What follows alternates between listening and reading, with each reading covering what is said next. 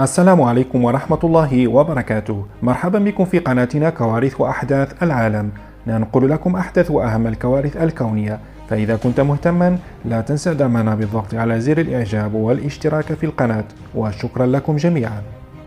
عاصفة رملية رهيبة تفاجئ أحد الصيادين البرازيليين وسط البحر. مشاهدي الكرام، تعتبر العواصف الرملية أو الترابية من المخاطر الجوية الشائعة في المناطق القاحلة وشبه القاحلة، وهي تتشكل عادة من العواصف الرعدية أو التفاوت الشديد في الضغط المرتبط بالأعاصير التي تزيد سرعة الرياح فوق منطقة شاسعة. وهذه الرياح القوية تحمل كميات من الرمال والأتربة على شكل غبار من الأراضي الجرداء القاحلة إلى الغلاف الجوي، وتنقلها على مسافات تتراوح بين مئات وآلاف الكيلومترات.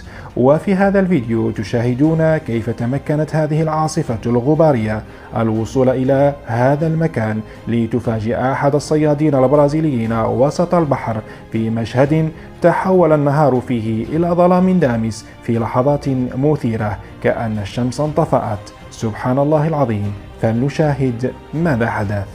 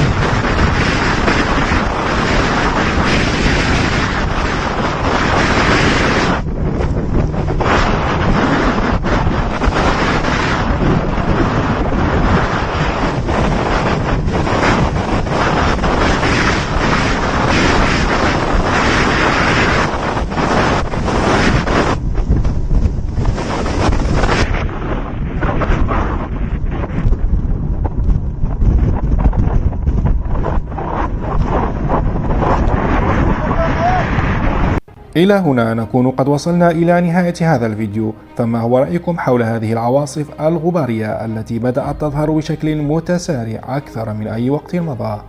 أجيبونا في التعليقات، ودمتم سالمين وآمنين.